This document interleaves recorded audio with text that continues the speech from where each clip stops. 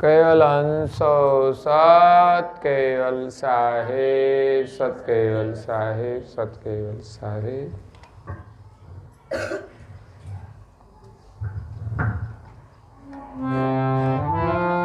जागृत भये सुजानिए,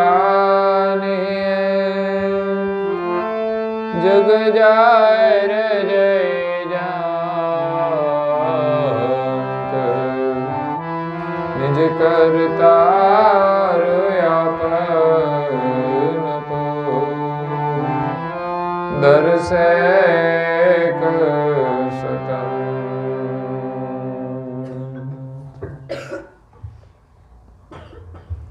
પ્રાય ભક્તજનો, જ્ઞાન સંપ્રદાયના અધ્યક્ષ સ્થાપક, અનંત બ્રહ્માંડાધીશ વિશ્વ નિયંતા, સકર્તા સતકૈવલના મહાદ સજાણ જાણ અલૌકિક દિવ્ય સ્વરૂપને અનેક ન્યાયો દ્વારા પ્રત્યક્ષ પ્રમાણથી સ્વ અનુભવથી પ્રતિપાદન કરી આપનાર અનંત અંશોના તારણહાર, પરમ મોક્ષના દાતા, કૈવલ ધર્મ ધુરંધર, મહાન સમર્થ, પરમ શ્રેષ્ઠ, પરમ વિભૂતિવાન, પરમ દયાળુ, પરમ કૃપાનિધિ, સર્વજ્ઞ દિવ્ય પરમ ગુરુ શ્રીમદ કરુણાસાગર મહારાજ, વિશ્વભરના મનુષ્ય તનુધારી ચૈતન અંશોને સંબોધીને યથાર્થ જ્ઞાનનો ઉપદેશ આપતા સ્વરચિત પરમ સિદ્ધાંત પ્રણવ કલ્પતરુ ગ્રંથને વિશે અંશ અંશીપદ સદગુરુ સિદ્ધાંતની સમજ આપતા કહે છે કે જાગ્રત ભયે સો જાનિએ, जुग जाहिर जहि जंत, निज करता और आप नपो दर से एक स्वतंत्र। परम कृपाळु परम गुरु करुणासागरનું પ્રાગટ્ય 14 લોક અને 7 દ્વીપની અંદર જગતના સામાન્ય અને વિશેષ અંશોને જાગૃત કરવા માટે થયું છે। જગતના જીવોને અજ્ઞાન રૂપી નિંદ્રામાંથી જગાડી આ જગતના કર્તા કોણ છે, આપણે કોના અંશ છીએ, ક્યાંથી આવ્યા છીએ અને ક્યાં જવાનું છે, એનું ભાન કરાવવા માટે, એનું જ્ઞાન આપવા માટે પરમ ગુરુનું પ્રાગટ્ય થયું છે। જગતના જીવો અજ્ઞાન રૂપી નિંદ્રામાં ઊંઘી રહ્યા છે, એટલે અંશો પોતાને જાણતા નથી કે હું કોણ છું। અને એ વાત પણ નક્કી છે કે જ્યારે આપણે ઊંઘમાં હોઈએ ત્યારે આપણને ખબર જ નથી હોતી કે આપણે કોણ છીએ, ક્યાં હોતા છીએ, એ કંઈ ખબર હોતી। જાગીએ ત્યારે ખબર પડે ખાટલામાં છીએ કે નીચે છીએ, ગામમાં છીએ, કંઈ જ ખબર નથી હોતી। ક્યારેક ઊંઘમાંથી ઉઠીએ ત્યારે ખબર ન હોય કઈ દિશામાં આપણું માથું છે, કારણ કે નિંદ્રામાં આપણને કંઈ જ ખબર નથી હોતી। એમ આ જગતની અંદર આપણને અજ્ઞાન રૂપી નિંદ્રા લાગેલી છે, જેના કારણે આપણને સત્યનું ભાન નથી। જે દેખાય છે તે સત્ય નથી। તો દેખાય તો છે છતાં પણ સત્ય નથી। સ્વપ્નમાં બધું જોઈએ છે, ગાડી બંગલા બધું હોય, પણ ઉઠીએ ત્યારે તો કશું, એની એ જ ખાટલી ને એની એ જ ગોદડી હોય। સ્વપ્ન એ સ્વપ્ન છે, એમ અત્યારે જે દેખાય છે કેમ સત્ય નથી? સત્ય દેખાવા છતાંય સત્ય નથી. દેખાય છે તો માનવું પડે કે છે તો ખરું, પણ રહેવાનું નથી, માટે સત્ય નથી. આ શરીર છે તો છે જ, પણ એ સત્ય નથી. તો સત્ય શું છે? એને ચલાવનારો એ સત્ય છે. એ શરીર છૂટી જશે તો પણ એ રહેવાનો છે ને છે. જગત દેખાય છે, બનાવેલું છે તો દેખાય છે, પણ રહેવાનું નથી, માટે સત્ય નથી.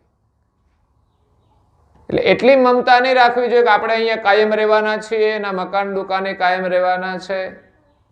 જૂના લોકો હતા, એના મકાન કેટલા બદલાઈ ગયા. હવે આ સમય જતા પણ બદલાઈ જશે, કારણ કે બધું ખંડેર તો થવાનું જ છે. એનું આયુષ્ય નક્કી છે કે આટલા વર્ષ રહી શકશે. આપણું આયુષ્ય પણ નક્કી છે, પ્રાણી પશુ પંખીનું આયુષ્ય પણ નક્કી છે, અને જે કંઈ મકાન દુકાન છે એનું આયુષ્ય પણ નક્કી છે. એટલે જગત જે દેખાય છે તે રહેવા વાળું નથી, માટે સત્ય નથી. એટલે જરૂરિયાત પૂરતો જેનો ઉપયોગ કરવાનો, એટલો જ ભાવ રાખવાનો. પણ આપણે તો મારું માનીએ છીએ. એ મમતા જ આપણને દુઃખી કરે છે. જેમ ભાડાના મકાનમાં રહેતા હોઈએ, એ મકાનને આપણું નથી માનતા, એમ જ ભલે આપણે નામે હોય, આપણે બનાવ્યું હોય, પણ અહીંયા રહેવાના નથી, માટે આપણું નથી. આ શરીરમાં આપણે રહીએ છીએ, આમ જોઈએ તો આપણને એમ લાગે કે આ શરીર તો મારું છે, છતાં આપણું નથી. એ આપણે સત્ય સમજવાનું છે, અને આ શરીરમાં રહીને ઉચિત વ્યવહાર કરવાનો છે. ઉચિત અનુચિત એની આપણે સમજ મેળવવાની છે કે શરીર તો ક્ષણભંગુર છે. શરીરને ચલાવનાર આપણે ચૈતન એ સત્ય છે. એને આપણે જાણતા નથી તો દુનિયામાં કશું જ જાણતા નથી. આ તો માત્ર જીવન વ્યવહાર ચલાવવા માટે જ આપણે થોડી જાણકારીની જરૂર છે, થોડા વ્યવસાયની જરૂર છે. એ સિવાયનું જે કંઈ જાણકારી હોય, કોણ આવ્યું ને કોણ ગયું, આ બધો કચરો જ છે. અને અહીંથી ગયા પછી એ કચરો કામ તો નહીં લાગે, પણ કદાચ આડો આવશે, ઉપાધિ કરશે. એટલે જો પોતાને નથી જાણ્યા તો દુનિયામાં કશું નથી જાણ્યું. જાણવા જેવું એક જ આ શરીરમાં આપણું ચૈતન્ય સ્વરૂપ છે, અને જેણે આ જગત બનાવ્યું છે, જગત કરતા છે. પરમ ગુરુ એમનું જ્ઞાન લઈને આવ્યા છે.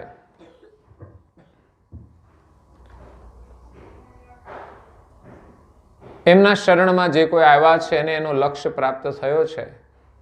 એના ગ્રંથોનું અધ્યયન કર્યું છે, કે સત્સંગ સાંભળ્યો છે, એની થોડી જાણકારી થઈ છે કે આપણે કૈવલના અંશ છીએ અને આ જગતના કરતા કૈવલ છે. પણ એ સિવાયની દુનિયા કોઈ જ કરતા માલિકને જાણતી. હા, પરમ ગુરુ કરુણાસાગર આ વિશ્વમાં પ્રગટ થયા 14 લોક અને 7 દીપમાં.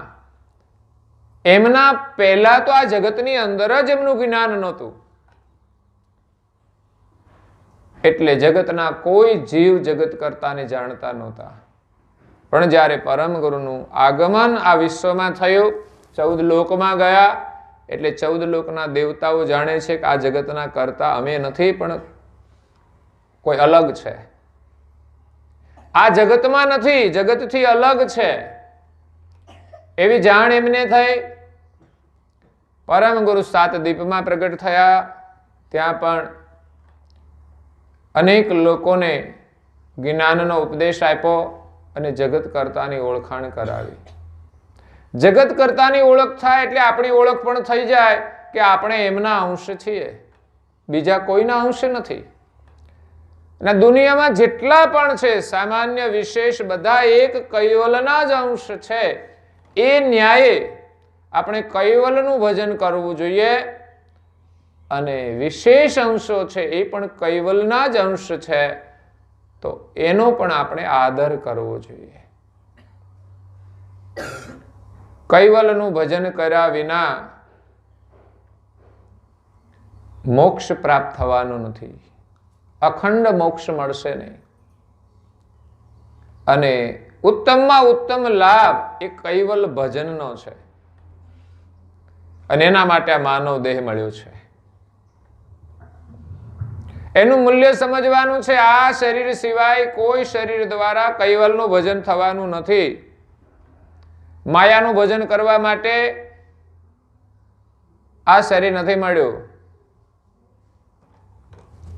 તુલસીદાસ કહે છે,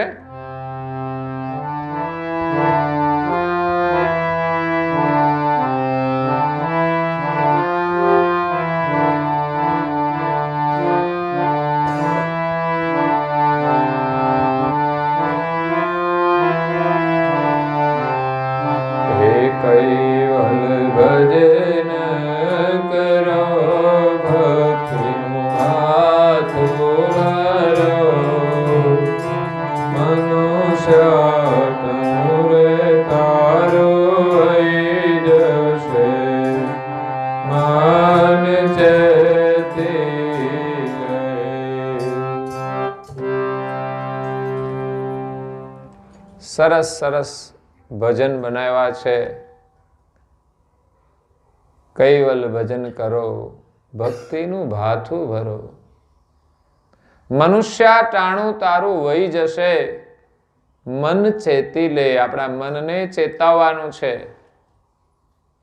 જેમ ચૂલો ચેતાવીએ ને એમ મનને ચેતાવવાનું છે, જગાડવાનું છે. અને કૈવલના ભજનમાં જ લાભ છે.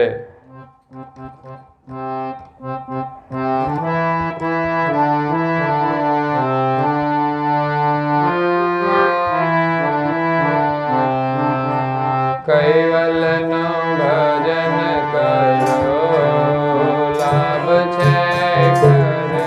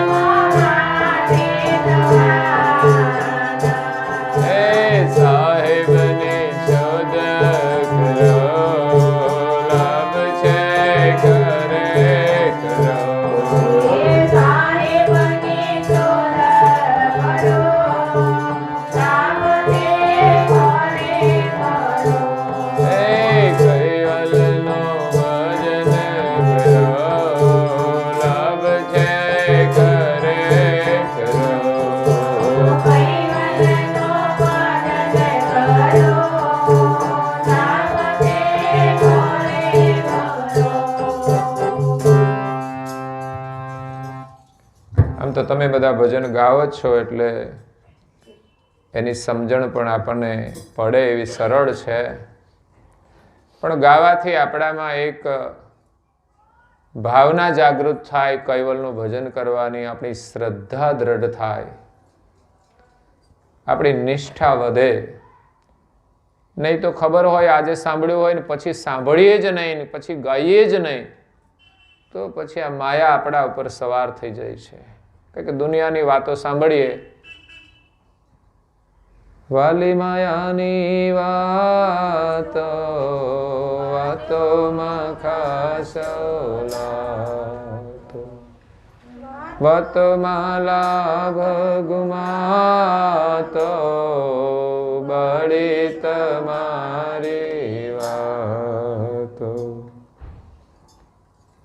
પડતીથી પાછા વળો લાભ છે કરે કરો. કૈવલનું ભજન કરો લાભ છે કરે કરો.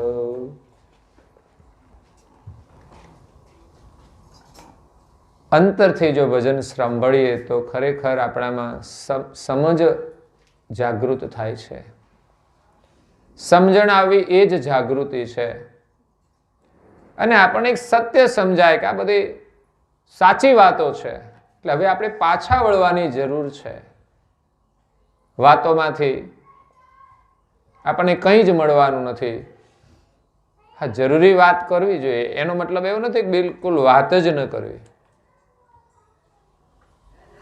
ઘણી વાર તો આપણે જરૂરી હોય તોય કોઈની સાથે વાત નથી કરતા, કોઈની સાથે બોલતા નથી. તો એ અવરોધ છે આપણા માટે. બધાની સાથે પ્રેમ રાખી જરૂરી વાત કરવી જોઈએ, બિનજરૂરી વાત છોડવી જોઈએ. એટલે ગુરુદેવ આપણને અજ્ઞાન રૂપી નિંદ્રામાંથી જગાડવા માટે આવ્યા છે. ગઈકાલે પ્રભાત પદની અંદર કહ્યું કે નિંદ્રાના સુપન મેં રાજા ભિક્ષુક થયો, જાચવા આપને દ્વાર યુભો. એક રાજા નિંદ્રાની અંદર સ્વપ્નમાં ભિખારી થઈ જાય છે. અને એક હકીકતનો પ્રસંગ પણ બનેલો છે. અહીંયા તો એક દ્રષ્ટાંતના રૂપમાં એક રાજાની વાત કહી છે, પણ એમ કહેવાય છે કે રાજા જનક હતા, એને પણ સપનું આવેલું. સ્વપ્નની અંદર એ ભિખારી થઈ ગયા. કેમ? તો કે સ્વપ્નની અંદર કોઈ રાજાએ એના પર ચડાઈ કરી. સ્વપ્નની અંદર પોતાનું રાજ હારી ગયા. એ રાજા જે જીતી ગયો એ નગરનો રાજા થઈ ગયો, અને જેને સ્વપ્ન આવ્યું છે એ પોતે ભિખારી થઈ ગયો. જીતી ગયેલો રાજા એને ભિખારી હાલતમાં એના રાજમાંથી બહાર કાઢી મૂકે છે અને કહી દીધું આને કોઈ ખાવાનું પણ આપશો નહીં. અને આપ્યું છે તો એની ખેર નથી. જે રાજાની સત્તા આવે પછી એના આદેશનું પાલન કરવું પડે. જ્યાં રાજા જનક સ્વપ્નની અંદર ભિખારી થઈ એ રાજમાંથી બહાર નીકળે છે, એને બહુ જ ભૂખ લાગે છે, પણ કોઈ એને ખાવાનું આપતું નથી.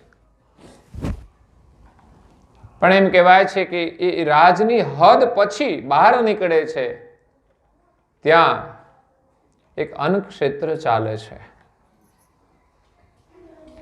અન્ન ક્ષેત્રની અંદર ઘણા બધા ભિખારીઓ લાઈનમાં ઉભા છે ખાવા માટે.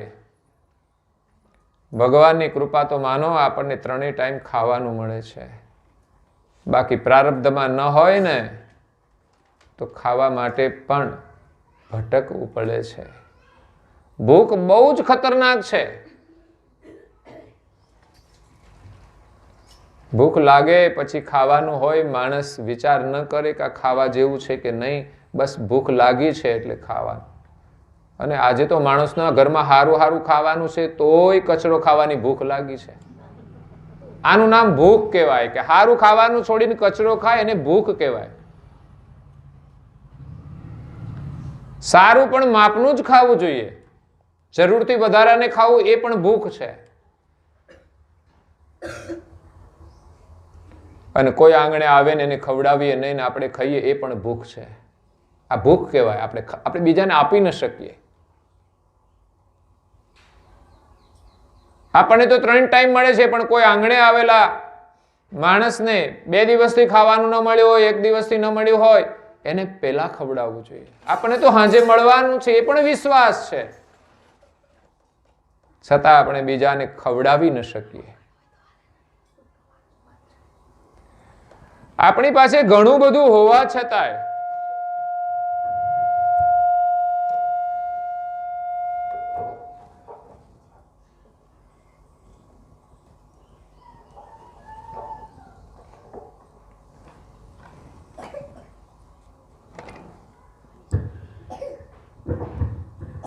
લોકો ઘણું બધું આપે, આપણી પાસે હોય, છતાં આપણે બીજાને ન આપી શકીએ, તો સમજવાનું કે આપણને પણ ભવિષ્યમાં મળશે નહીં. આપણી પાસે હોય છતાં આપણે બીજાને ખવડાવીએ નહીં, તો સમજવાનું કે ક્યારેક આપણે પણ એવા દિવસો આવશે ત્યારે આપણને પણ ખાવાનું મળશે નહીં. કોઈની પાસે પૂરતા કપડાં નથી, આપણી પાસે જરૂર કરતાં પણ વધારે છે, છતાં આપણને દયા ન આવે, તો પછી આપણી જ્યારે એવી હાલત થશે ત્યારે કોઈની દયા નહીં આવે. મતલબ કે ભગવાન પણ શું કરે? આપણામાં આપવાની વૃત્તિ નથી તો આપણને મળતું પણ નથી.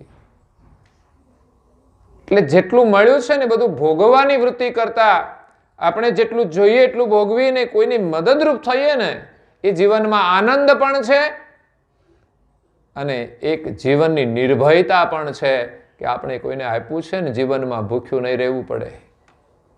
કોઈને આશ્રય આપ્યો છે તો આપણે આશ્રય વિના નહીં રહેવું પડે. આ એક વિશ્વાસ બની જાય છે. અહીંયા રાજાને કોઈ અન્ન નથી આપતું. સરહદની બહાર જાય છે ત્યારે એક અન્નક્ષેત્ર ચાલે છે, ત્યાં અનેક ભિખારી લાઈનમાં ઉભા છે.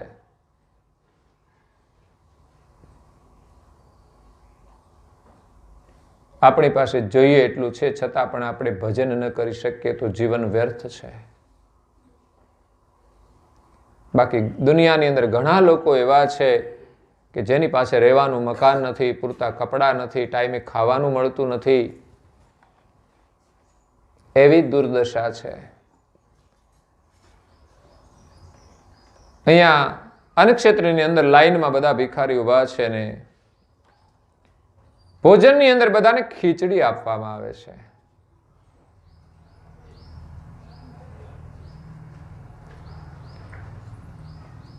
સ્વપ્નની અંદર એ રાજા ભિખારી થઈ ગયો છે અને અન્નક્ષેત્રની અંદર જે ભિખારી બધા ખીચડી લે છે એની લાઈનમાં ઉભા રહી જાય છે.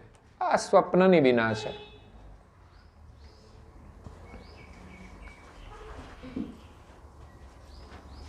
આગળ બધા ભિખારી ખીચડી લઈને જાય છે. જેવો આ રાજાનો વારો આવ્યો, જે ભિખારી થઈ ગયો છે સ્વપ્નમાં, એનો વારો આવ્યો ને ખીચડી ખલાસ થઈ ગઈ.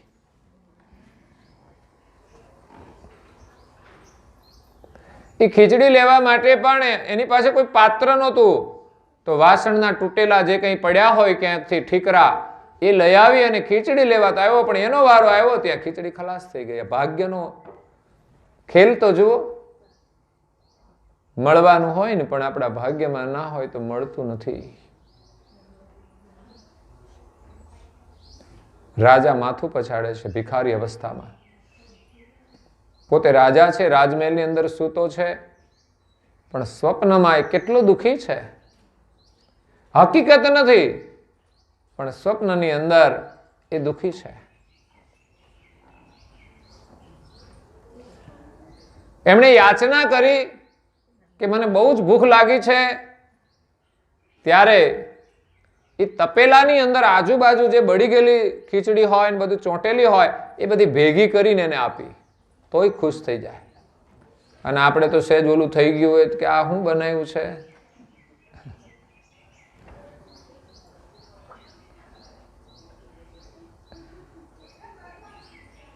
એટલે ઠીકરાની અંદર એ બળી ગયેલી ખીચડી લઈ અને ખાવા માટે જગ્યા શોધે છે. ક્યાં બેસીને ખાવ? ઊભા ઊભા ખાવ ને કે છે હવે તો સમય આવ્યો છે, પણ એ સમય નહીં ખાતા હોય એટલે ભિખારી પણ ક્યાંક બેસીને ખાય છે. અત્યારે તો જૂતિયા પહેરીને ખાવાનું. આપણા કરતા પ્રાણી હારે, કમસે કમ જૂતિયા પહેરાવીને તો ખાય છે. ભલે ઊભા ઊભા ખાય, અને પ્રાણી છે એટલે ઊભા ઊભા ખાય. આપણે માણસ છીએ.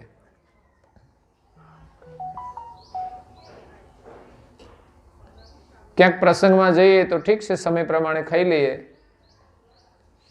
પણ લોકો તો રોડ ઉપર ખાતા હોય છે. પાણીપુરી ત્યાં બાકડો હોય તો ત્યાં બેસીને નહીં, સીધી આપે એમ સીધી ખાતી જ જવાની ને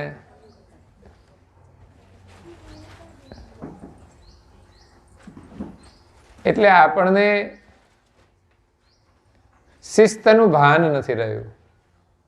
આ પણ એક અભાન અવસ્થા છે, અજ્ઞાન અવસ્થા છે, નિંદ્રા અવસ્થા છે કે આપણે શું ને કેવી રીતે કરી રહ્યા છે એની ખબર નથી. શરીર છે માણસ તો આપણે વિવેકથી જમવું જોઈએ. આમ તો જાહેરમાં જમવાનું જ ના હોય, રોડ ઉપર જમવું એ સારું નથી લાગતું. કોઈ આપણને જોયા કરે અને આપણે ઊભા ઊભા ખાઈએ, અનુચિત છે. આ સંસ્કાર નથી, અને જે સંસ્કાર છે એ સારા નથી. એટલે માણસ પછી એ સંસ્કાર પ્રમાણે બીજા શરીરમાં જાય, પછી ચારે બાજુ ગમે ત્યાંથી કચરો ખાવાનો. એ જ લારીએ પછી જે કચરો આજુબાજુ પડ્યો હોય ને પ્રાણીઓ ખાતા હોય, એ જ પ્રાણીઓ હોય કે જ્યાં એને માણસમાં આવીને એ કચરો ખાધો હોય. આ સંસ્કારનું પરિણામ છે.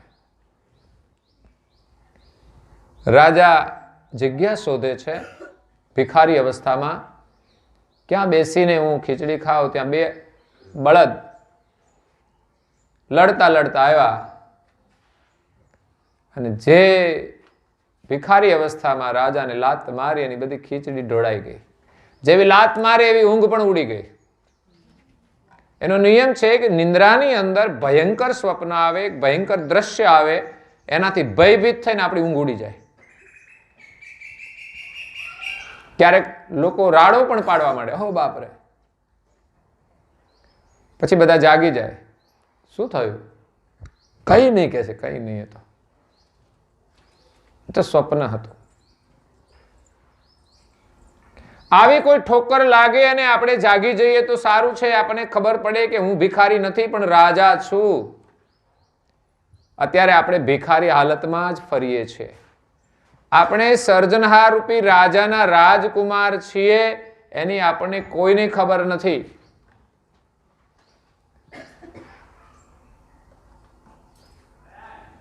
કદાચ સ્ત્રીના શરીરમાં તમે રાજકુમારી જેવા છો, પરંતુ આપણે જાણતા નથી.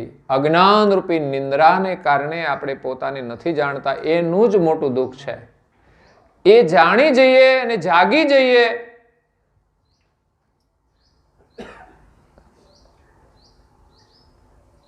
તો આપણને કોઈ દુઃખ રહેશે નહીં. આ મારું તારું કરવાનું જે દુઃખ છે એ નહીં રહે. આપણે એક રાજાના રાજકુમાર છીએ તો આ બધો જ વૈભવ આપણો છે અને બધા જ આપણા ભાઈઓ છે. જે જ્યાં રહે તે આનંદથી રહે. આપણે એકબીજાને મદદરૂપ કરીએ, મદદરૂપ થઈએ, એ ભાવનાથી આપણી જે પરિસ્થિતિ હોય એમાં આપણે ખુશ રહીએ.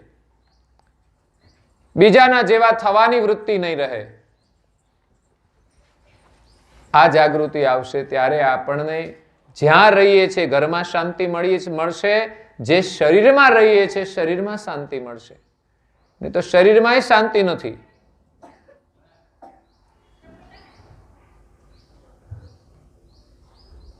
એ મળ્યું છે આપણને, સુંદર મળ્યું છે, જેવું મળ્યું છે તેવું. પણ વધારે સુંદરતા એ છે કે શરીર દ્વારા સારા કાર્યો થાય ને, એ સુંદરતા છે શરીરની. એકલું શરીર સુંદર મહત્વનું નથી.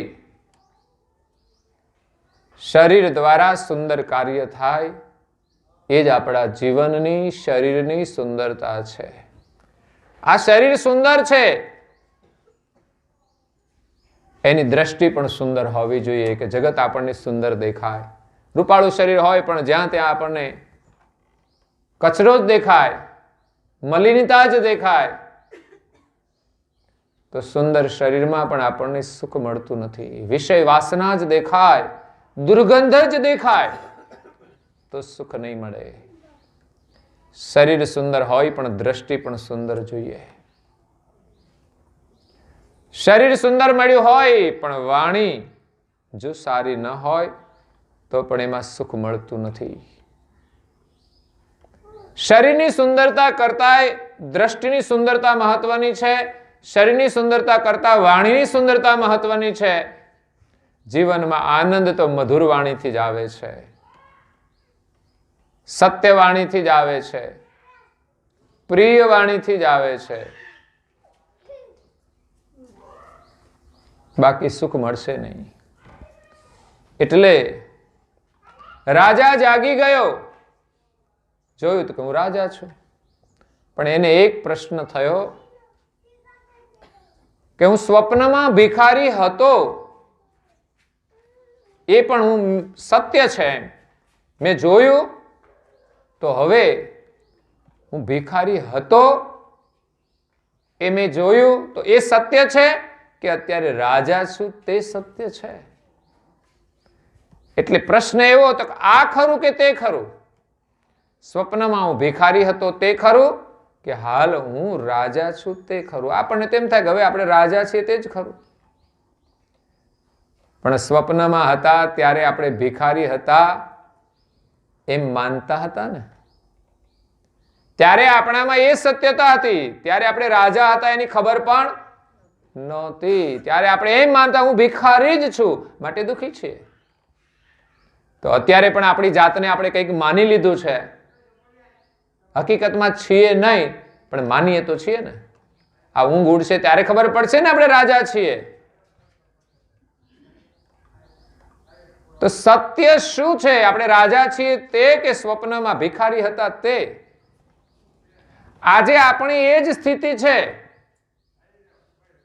અત્યારે આપણે બધા જ સ્વપ્નમાં છીએ. ફલાણા ભાઈ છું, ફલાણા ગામના છે, ફલાણા કુળના છીએ, સ્ત્રી છીએ કે પુરુષ છીએ. આ માન્યતા બહુ જ દ્રઢ થઈ ગઈ છે. સ્ત્રી અને પુરુષનો ભાવ તો જતો જ નથી. તો ખરેખર આપણે સ્ત્રી છીએ કે પુરુષ છીએ?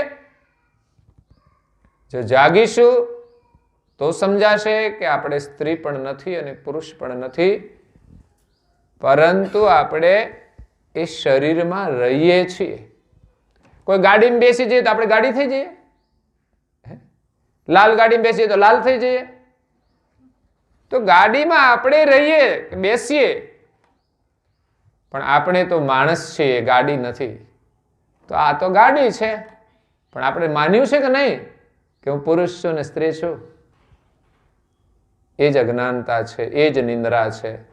જાગીશું ત્યારે આ શરીરમાં ભલે રહીએ પણ શરીર ભાવ નહીં રહે.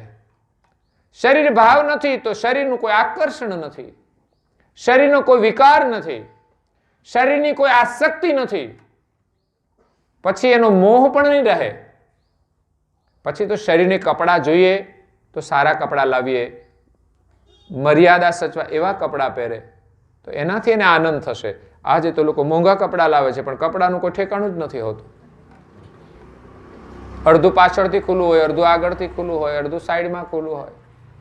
ચિત્ર વિચિત્ર. ફાટેલા કપડા લોકો પહેરે છે, જીન્સના પેન્ટ લોકો પહેરે તો આખી લાઈન ફાટેલી હોય. હવા ઉજાસ, જાડા કપડા હોય એટલે હવા ઉજાસ તો જોઈએ ને.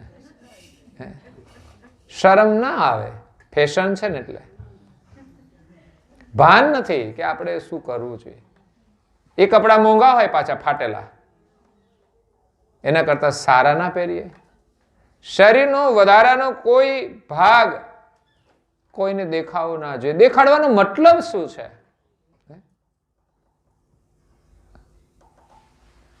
ઉનાળાનો સમય હોય તો આપણે સુતરાવ કપડાં પહેરવા જોઈએ, એ જગ્યાએ લોકો જીન્સના પેન્ટ પહેરે, ગરમીમાં જાડા કપડાં પહેરે. આ મૂર્ખતા છે. ઉનાળાની અંદર હવા ઉજાસના કપડાં જોઈએ, થોડા ફ્રી કપડાં જોઈએ, એની જગ્યાએ એકદમ ટાઈટ કપડાં પહેરે. આ પણ શરીરનું પ્રદર્શન છે. જેવી ફેશન નીકળે એ ફેશનના આપણે ગુલામ બની જઈએ છીએ, ફેશનની પાછળ પાગલ થઈ જઈએ છીએ.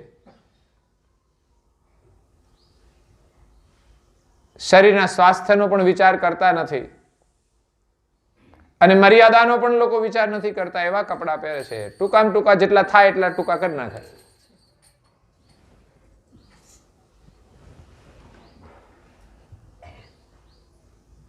અત્યારે તો યુવાન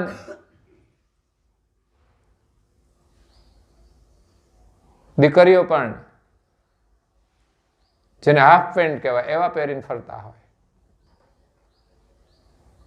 શરીર જેટલું મર્યાદામાં હોય એટલું જ એનું મહત્વ વધારે છે, મૂલ્ય વધારે છે, એની સુરક્ષા વધારે છે. એટલે આપણે અજ્ઞાનરૂપી નિંદ્રામાં બધું ભાન ભૂલીને જીવન જીવીએ છીએ, પણ વિચાર કરતા નથી કે આપણે શરીર નથી. શરીરમાં રહેનારા આપણે કોણ છે એને જાણી લઈએ તો દુનિયાભરનો વૈભવ આપણને પ્રાપ્ત થાય છે, અને આપણામાં એટલું બધું સામર્થ્ય જ છે કે આપણે સંસારની ગુલામી ન કરવી પડે.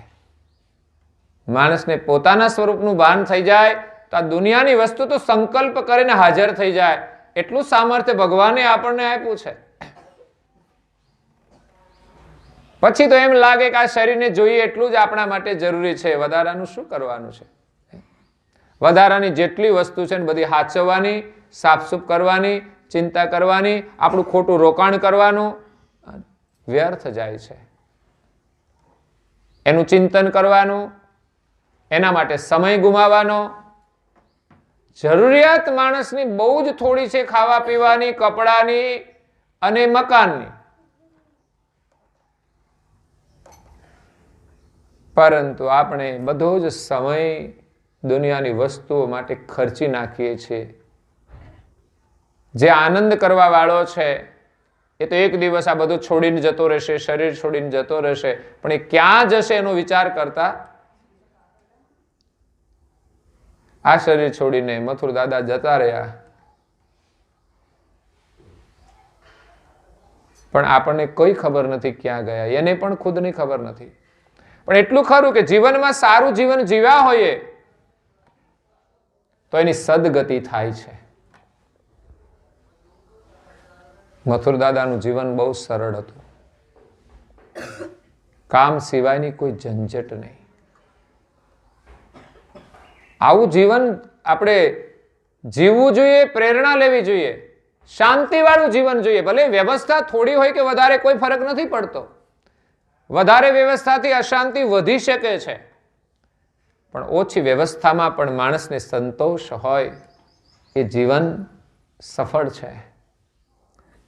મનુષ્યની રીતે આપણે જીવન જીવીએ તો ફરી મનુષ્યનું જીવન મળે છે. કામકાજની અંદર ક્યાંય આપણે ખોટું ન કરીએ, કોઈને આપણે દુઃખી ન કરીએ. ઘરમાં પણ ઘણી વાર લોકો ઘરમાં જ એવી રીતે જીવતા હોય છે ને, એના કારણે આખું ઘર પરેશાન હોય. એનો સ્વભાવ એવો હોય, પછી પરમાત્મા એને મનુષ્યનો અવતાર નથી આપતા. એટલે મથુર દાદા બહુ જ સરળ જીવન જીવીને ગયા છે. એમાંથી પરિવારને તો પ્રેરણા મળે, પણ સારું જીવન જે જીવે ને એમાં ગામને પણ પ્રેરણા મળતી હોય છે. એને જે કોઈ ઓળખતા હોય સગા સંબંધી એને પણ પ્રેરણા મળતી હોય છે, અને બધા જ નોંધ લેતા હોય છે. જ્યારે ગયા પછી તો ખાસ એની નોંધ લેવાતી હોય છે કે બહુ જ એનું સરળ જીવન હતું. એટલે આપણે પોતાને ઓળખવાના છે. ઓળખાવા માટે ગુરુ મહારાજ પ્રગટ થયા છે. અહીંયા પ્રશ્ન હતો, આ ખરું કે તે ખરું?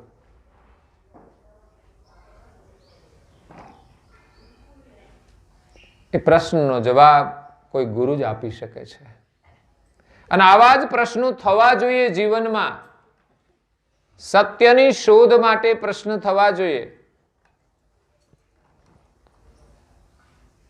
અને એનો જવાબ કોઈ અનુભવી ગુરુ પાસેથી મળે છે, કોઈ સાધક ગુરુ પાસેથી મળે છે.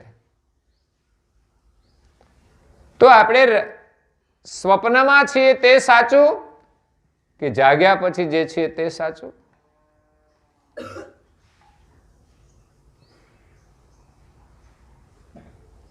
ત્યારે કોઈ ગુરુ મહારાજ મળ્યા, કોઈ સંત મળ્યા, ત્યારે એમણે જવાબ આપ્યો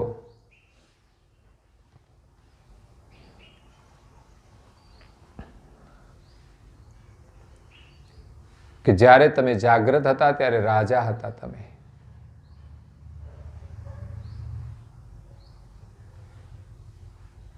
અને સ્વપ્નની અંદર તમે ભિખારી થયા. તો રાજા હતા ત્યારે આ બધો વૈભવ હતો, રાજમહેલ, છત્ર પલંગ, દાસ દાસીઓ, રાણીઓ, આ બધું જ હતું. પણ જ્યારે સ્વપ્ન આવ્યું ત્યારે આમાંનું કશું હતું? તો કે આમાંનું કશું જ નહોતું. તો સમજવાનું કે આ સત્ય નથી. રાજમહેલ, રાજા રાણી, બધી રાણીઓ હતી, વ્યવસ્થા હતી, એમાંનું કશું જ નહોતું. ધ્યાન આપજો આ બાજુ, આપણા જાણીતા જ છે, નહીં તો અહીંથી ઘણું જતું રહે તો ખબર નહીં પડે. પછી મહાત્માએ પૂછ્યું કે તમે જ્યારે ભિખારી હતા એમાંથી જાગી ગયા, તો ભિખારી જે સમયે હતા એ સમયે ખાવાનું મેળવવા માટે તમે ભટકતા હતા અને તમને થોડી ખીચડી મળી, પણ તમારા ભાગ્યમાં નહોતી તો તમને ના ખાવા મળી. પણ જાગી ગયા ત્યારે એ અન્નક્ષેત્ર, એ ખીચડી, એ કશું હતું? રહ્યું કશું? તો જાગ્યા પછી તો કશું જ નથી. તો કહે છે કે જે એક સમયે હોય અને બીજા સમયે ન હોય તે સત્ય નથી.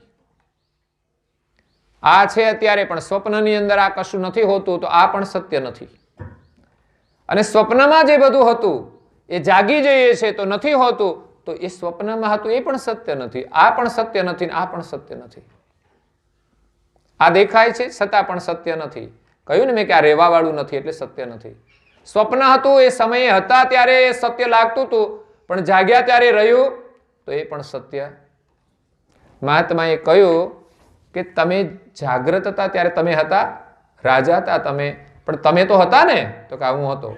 તો કે ભિખારી હતા ત્યારે તમે તો હતા ને? તો કે હું હતો. તો એ સત્ય છે. બે સમયે તમે હતા, પણ એક સમયે રાજા હતા ત્યારે ભિખારીની કઈ વસ્તુ નહોતી, ત્યાંની કોઈ વ્યવસ્થા નહોતી, અને જ્યારે સ્વપ્ન આવ્યું ત્યારે રાજની કોઈ વ્યવસ્થા નહોતી. એટલે એ સત્ય નથી. આપણે એને સત્ય માન્યું છે, પણ આપણે પોતે સત્ય છીએ. દરેક વ્યવસ્થાની અંદર આ બધું જશે ને આવશે, પણ આપણે તો રહેવાના ને. આ શરીર છૂટી જશે, બીજું શરીર ધારણ કરશું, પણ આપણે તો હોઈશું ને. જ્યારે બીજું શરીર લઈશું ત્યારે આ શરીર હતું એ સત્ય રહેશે? હતું ખરું, પણ રહેશે નહીં. અને બીજું ધારણ કર્યું છે એ સત્ય રહેવાનું છે? એ નથી રહેવાનું. તો એમાં આપણે સત્યતા રાખવી જોઈએ નહીં. આપણે પોતે જ સત્ય છે, બધે ફરનારા. તો આપણે કર્મ ઉપર ધ્યાન આપવાનું કે આપણે હંમેશા સત્કર્મ કરીએ, એનું જ ફળ આપણને મળવાનું છે. આપણે સુખની પાછળ દોડીએ છીએ, પણ સત્કર્મનો વિચાર નથી કરતા લોકો.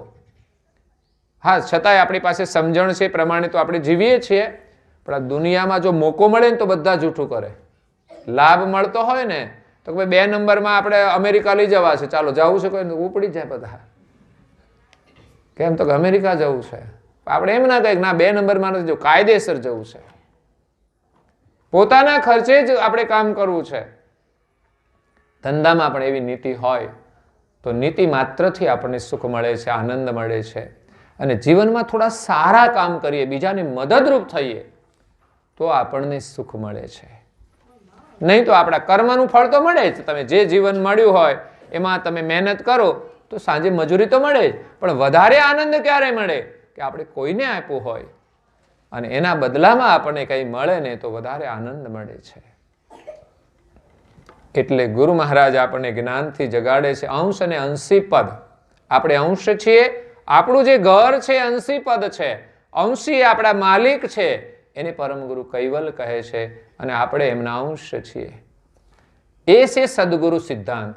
સદગુરુના સિદ્ધાંત દ્વારા આપણે કોણ છીએ અને આપણા માલિક કોણ છે એની ઓળખ થાય છે. પરંતુ આ જગતની અંદર કેટલાય જન્મોથી અજ્ઞાન રૂપી નિંદ્રાની અંદર, આ સંસાર રૂપી સ્વપ્નમાં આપણે બધા ભવની અંદર ભટકીએ છીએ અને સુખ દુઃખ ભુક્તમાન કરીએ છીએ. એમાં સુખ બહુ થોડું હોય છે, દુઃખ જ વધારે છે. કદાચ આપણે માને કે આ જીવનમાં તો આપણે સુખી જ છીએ, પણ આવીને આવી રીતે આપણે જીવન જીવીને જતા રહીએ અને ભગવાનનું ભજન ન કરીએ તો પછી તો દુઃખના દિવસો આવશે કે નહીં? અને શરીર ભાવની અંદર તો દુઃખ જ છે. સાચું સુખ તો મળતું જ નથી. આપણે તો વ્યવસ્થાને સુખ માન્યું છે, હકીકતમાં એ સત્ય સુખ નથી. માનો કે યુવાની છે, અત્યારે સારું છે, પણ ઉંમર થઈ પછી તો દુઃખ રહેવાનું છે. આ તો દુઃખ વ્યવસ્થા હોય, પણ ઘણી વાર તો ઘરમાં જ લોકો લડતા હોય, ઝઘડતા હોય તો પણ દુઃખી હોય. એકબીજાને મનમેળ ના હોય તો દુઃખી. આપણી વાત ઘરવાળા ન માને, ઘરવાળી આપણી વાત ન માને તો પણ લોકો દુઃખી. બંને પતિ પત્ની છે પણ એના છોકરા એની વાત ન માને તો પણ દુઃખી છે. વેવાય વાત ન માને તો પણ દુઃખી છે. દુઃખ તો થાય જ. જ્યારે સાચું સુખ વ્યવસ્થાથી પર છે. અજ્ઞાન રૂપી નિંદ્રા જ્યારે ઉડશે, સદગુરુનું જ્ઞાન સમજાશે, ત્યારે આપણને સત્ય સુખની પ્રાપ્તિ થશે. પછી કોઈનું દુઃખ નહીં થાય. આપણને થાય તો ભલે, ન થાય તો ભલે, મળ્યું તો ભલે, ન મળ્યું તોય ભલે. આપણા પ્રારબ્ધ અને પુરુષાર્થ પ્રમાણે જ મળે છે.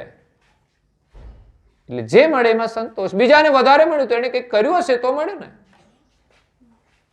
એ મેળવવા માટે આપણે પ્રપંચ નથી કરવાનો. પ્રપંચ કરીને મળે તો પણ લેવાનું નથી. પણ એવું સમજનારા જાગ્રત કોઈ જ હોય છે. બાકી તો સરકાર જો આપણને પૈસા ખાતામાં નાખે ને તો આપણે તો ખુશ થઈને વાપરીએ.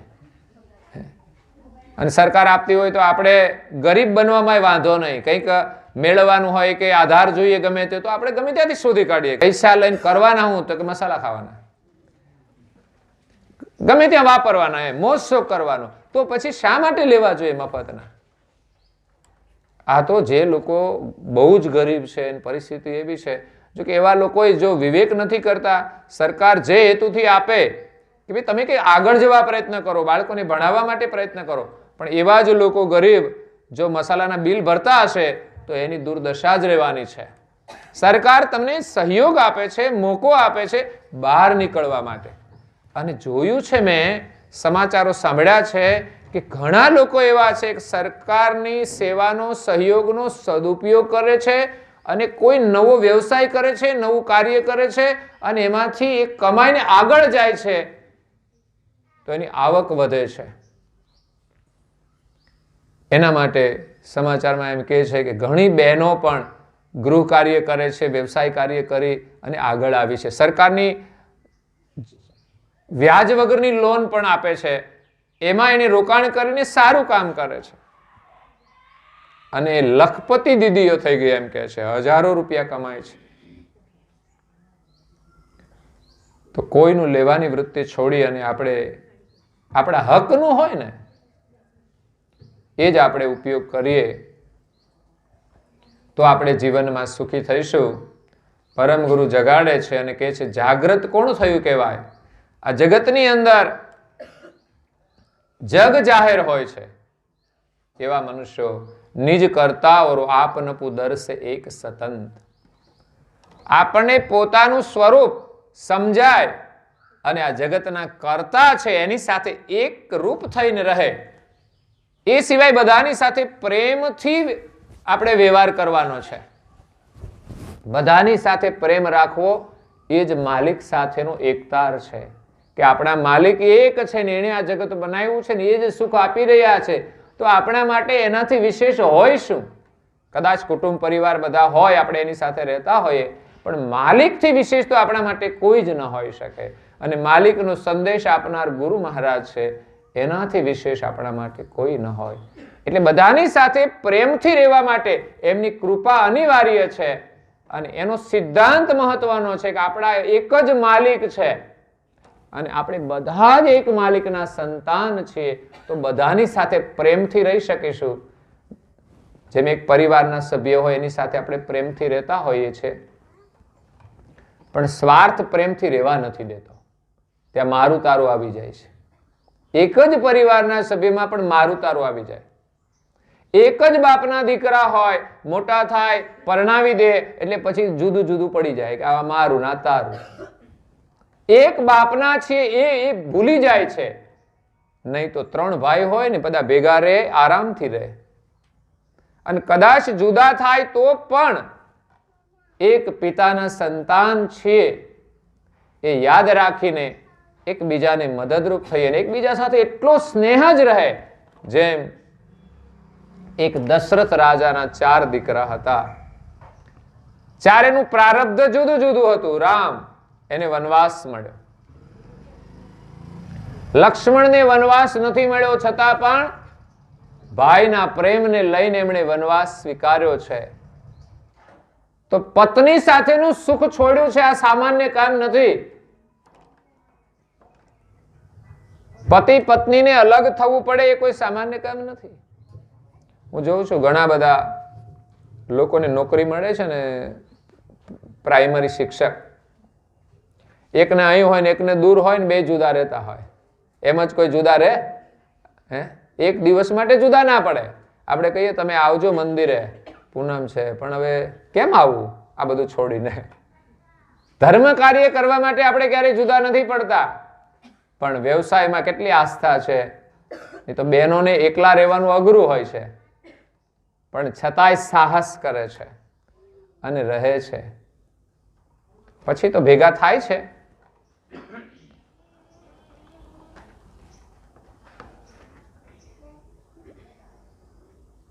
હમણાં તારાપુરની અંદર અમે ગયા હતા. એક આપણા અનુયાયી છે, એ બેઉ ઘણા સમય સુધી જુદા રહ્યા, પણ હવે બંને નોકરી ચેન્જ થઈ તો ભેગા થયા. ત્યાં હવે રહે છે ઘરના મકાનમાં. આમાંથી શીખવાનું એ છે કે ભક્તિ કરવા માટે પણ આપણામાં આવો ભાવ હોવો જોઈએ, સાહસ વૃત્તિ હોવી જોઈએ કે જરૂર પડે તો આપણે આવી રીતે રહીને પણ આપણે સારું કામ કરવું જોઈએ. જીવનમાં લાભ જ છે. એ બંને વિચાર કરતા હતા કે થોડા સમય માટે વિચારતા નોકરી છોડી દેવી છે બેનને. એમ શરૂઆતમાં એવું લાગતું હતું, કારણ કે અજાણા વિસ્તારમાં રહેવાનું હોય, આપણને એમ લાગે કે અહીં ગમતું નથી, કંઈ ફાવતું નથી, એના કરતાં નોકરી છોડીને ઘરવાળા સાથે જતા રહીએ. પરંતુ થોડી પરિસ્થિતિનો સામનો કરે ને તો પરિસ્થિતિ નોર્મલ થઈ જતી હોય છે. કોઈ પણ વિકટ પરિસ્થિતિ એનો તમે સામનો કરો એટલે ધીમે ધીમે નોર્મલ થઈ જાય, અને જે હોય ને આપણને સારી જ લાગવા માંડે.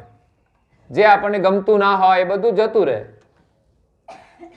અને પછી એ નોકરી કરી તો આજે એને લાભ છે, લાખો રૂપિયાનો લાભ છે. નોકરીનો પગાર કેટલો હોય છે અત્યારે? પ્રાઇમરી ટીચરનો પગાર કેટલો છે? ઘણા છે બધા ટીચરો, એ ખબર હશે. એ લાભ જો એમ શરૂઆતમાં છોડી દીધી હોત તો કેટલું નુકસાન જાય. તમે સારું કામ કેટલું બધું કરી શકો. આપણે નોકરી નથી મળી એમ સમજો તોય તમે લાભ લઈ શકો છો. બધાને તો કઈ નોકરી હોતી નથી ઘરમાં બહેનોને, પણ જેને મળી છે તો એને લાભ છે એટલો બધો કે જીવનમાં તમે સારા કામ કરી શકો છો. નહીં કે માત્ર મારું જ છે એમ માની અને માત્ર ભોગ વિલાસમાં જ આપણે ખર્ચી નાખીએ. ભોગ વિલાસમાં તો ગમે તેટલા રૂપિયા છે ને ઓછા પડશે. મુકેશ અંબાણી છે ને, એના ઘરમાં તો જાજરૂ એટલા કિંમતી છે ને,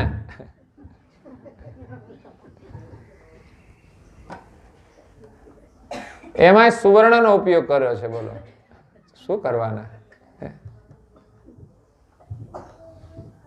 એનાથી કોઈ ફરક પડતો નથી કે પેટ સાફ ના થાય.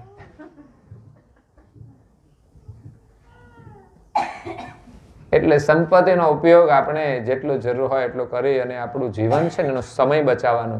તમારી પાસે સંપત્તિ થોડી બેલેન્સ પડી હોય ને તો તમારે ચિંતા ના રહે, તો તમે ધંધામાંથી બોજ ઓછો થાય તો તમે ધર્મ કાર્ય કરી શકો. અત્યારે તો સારા ધર્મ ગ્રંથોનું અધ્યયન કરવાની પણ બહુ જરૂર છે, તો આપણને ધર્મની સાચી સમજ પ્રાપ્ત થાય.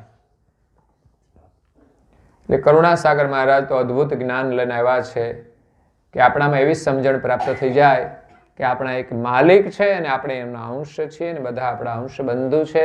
જેની સાથે જે સંબંધ હોય એ નીતિ ધર્મથી આપણે નિભાવવાનો, અને ભગવાન આપણને ખૂબ શક્તિ આપે તો આપણે બીજાને મદદરૂપ થઈએ. એમાં આનંદ પણ છે અને આપણું સુકૃત પણ જમા થાય છે. આપણે કોઈને આપીએ એનો મતલબ એવો નથી કે આપણે આપી દીધું. હું કોઈ આપ્યું તો છે જ, પણ એ પાછું આપણું ત્યાં જમા જ હોય છે. આપણી પાસે બહુ પૈસા હોય તો શું કરવાનું? બેંકમાં મૂકીએ તો વ્યાજ મળે ને, બાકી ઘરમાં પડ્યા રહે તો શું કરવાનું? ઘરમાં રહે તો થાય શું? એક તો બીક લાગે, ક્યાંય બહાર જવાય નહીં, જવું હોય તો પાડોશીને આપવા કે નહીં એ પણ વિશ્વાસ જોઈએ. પછી વળી પાછા હગાને આપવા જવું હોય તો ત્યાં પાછું જવું પડે, એ લાવવા લઈ જવામાં ટેન્શન. એટલે આપણી પાસે પડ્યું હોય ને જોખમ વાળું છે, એના કરતા સારી જગ્યાએ ઉપયોગ થઈ જાય એ સલામત છે. અને ભગવાન ઉપર ભરોસો રાખવાનો. આ બેંકમાં મેં મૂક્યા છે, કોઈને આપ્યા, મદદરૂપ થયા, તો એ બેંકમાં જમા થઈ ગયા છે. હું તો કહું છું બહારની બેંકમાં આપણે વિશ્વાસ રાખીએ છીએ. બધાના પૈસા બેંકમાં જ છે, કમાય છે એના, વિશ્વાસ છે. એમાં ક્યારેક બેંક ઉઠી શકે છે. આલ્ય માલ્ય લઈ જાય તો બેંક ઉઠી શકે છે, પણ પરમાત્માની બેંક ક્યારેય ઉઠતી નથી. એમાં જમા થયેલું વ્યર્થ જતું નથી, અને એનું વ્યાજ તો આપણને અનેક ગણું હોય છે. આપણી મૂડી જ અનેક ગણી થઈ જાય છે. એટલે એમાં વિશ્વાસ રાખીને આપણે જીવન જીવવાનું છે. તો પરમ ગુરુનું અદ્ભુત જ્ઞાન છે. આપણા કલ્યાણ માટે ગુરુ મહારાજનું પ્રાગટ્ય થયું એની 251 વર્ષ થયા છે. 52મું વર્ષ ચાલે છે. ધામધૂમથી આપણે મહીબીજની ઉજવણી કરી, પરમ ગુરુના આશીર્વાદ મેળવ્યા છે. પણ પછી આપણે જાગતા રહેવાનું છે. પરમ ગુરુ જગાડવા માટે આવ્યા છે, તો નિત્ય નિયમથી આપણે જાગવાનું છે. પરમ ગુરુએ જે આજ્ઞાઓ આપી છે ને, સરળ છે, પાડીશું ને તો પાળવાની શક્તિ તો એ જ આપશે. ઘણી રહેણી કહેણી કઠિન હોય છે, પણ એનામાં વિશ્વાસ રાખીને એ માર્ગે ચાલીશું ને તો આપણામાં એક મનોબળ આવી જશે કે આપણે આવી રીતે રહેવું જોઈએ. કામ, ક્રોધ, લોભ, મોહ અને અભિમાન એને વશ કરવા એ આપણા હાથની વાત નથી. અને એ જ્યાં સુધી આપણામાં હશે ત્યાં સુધી આપણે સુખી નથી.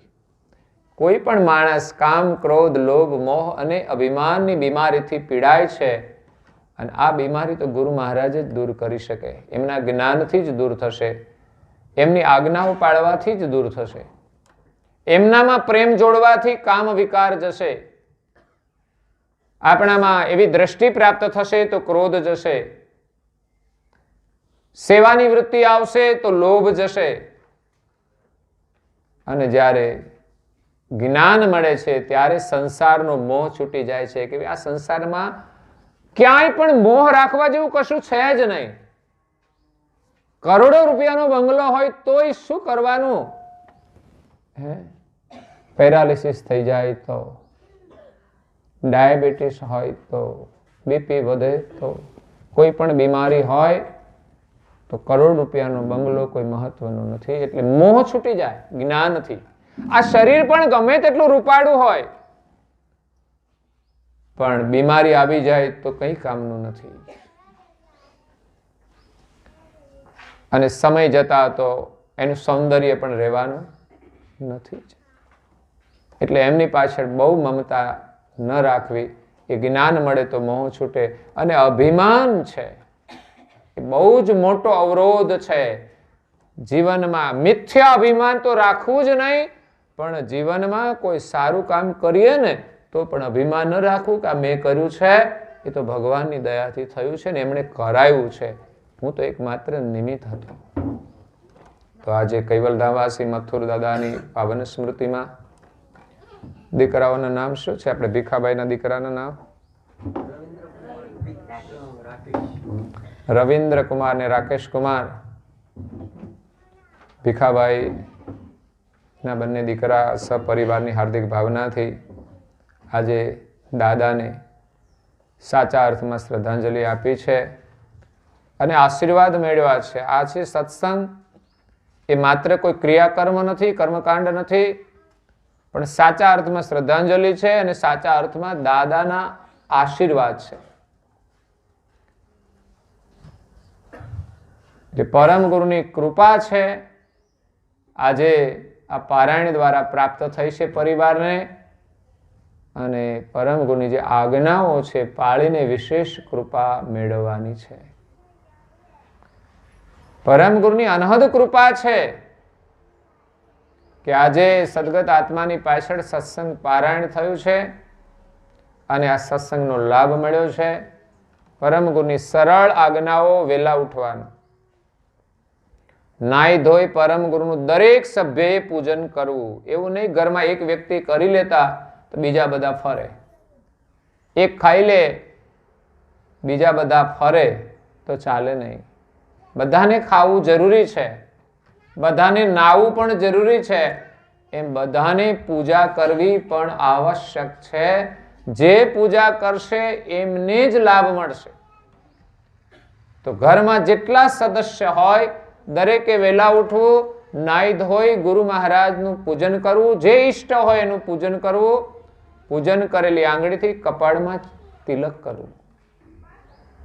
આશીર્વાદ છે. એમના ચરણની પૂજા એ આપણા કપાળમાં તિલક થાય તો એમના આશીર્વાદ મળે છે.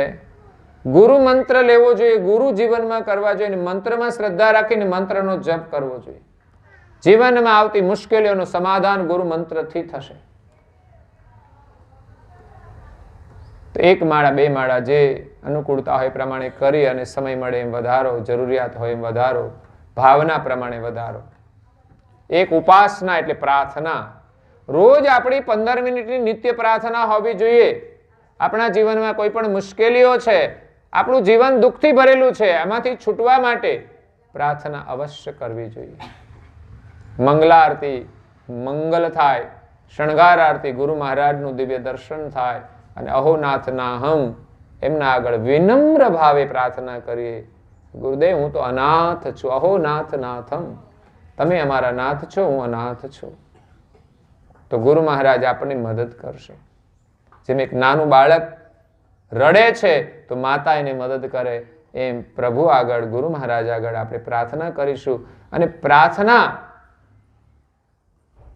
જ્યારે થાય ને ત્યારે ખરેખર આપણી આંખોમાં આંસુ પણ આવી જાય એવી પ્રાર્થના હોય છે.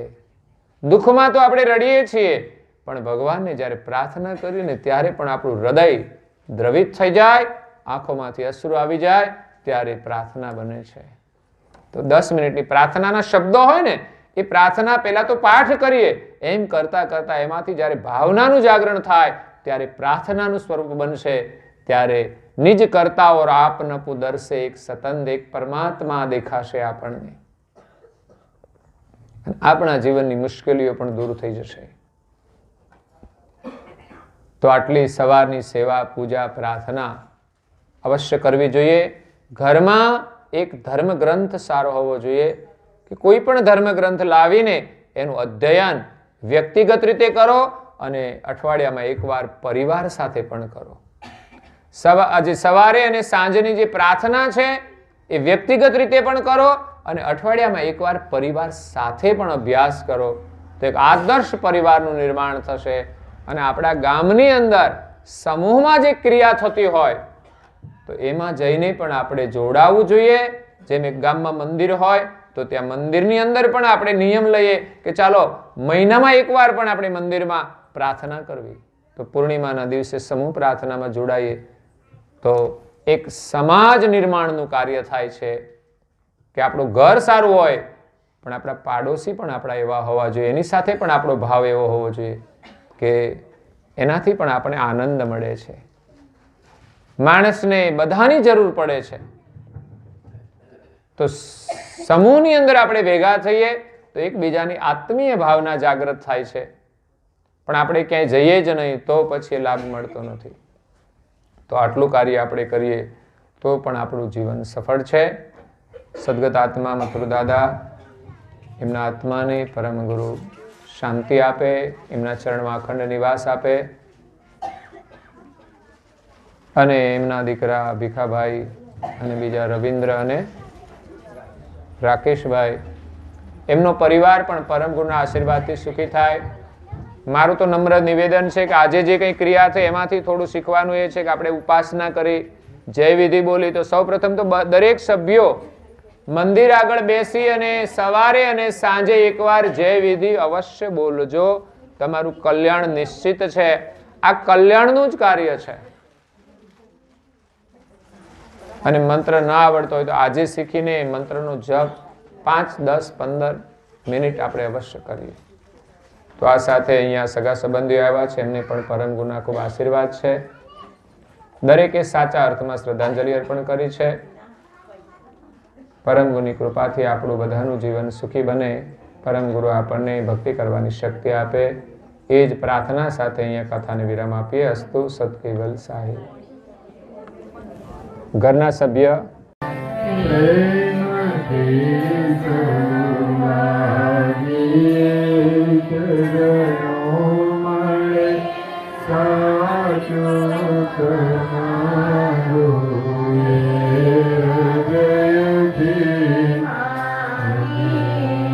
જય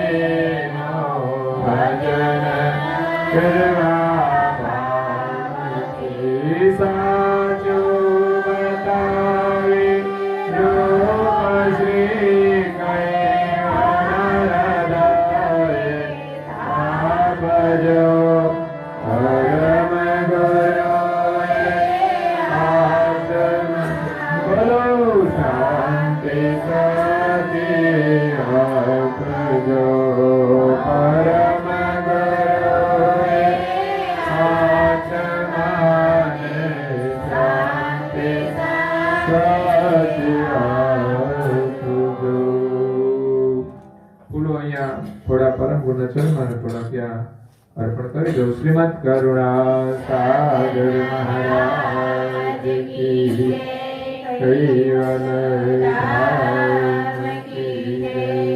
श्री अविचलदास जी महाराज की श्री धर्म प्रियदास जी महाराज की जय। परिवाરના સભ્યો હવે પારાયણ પૂર્ણ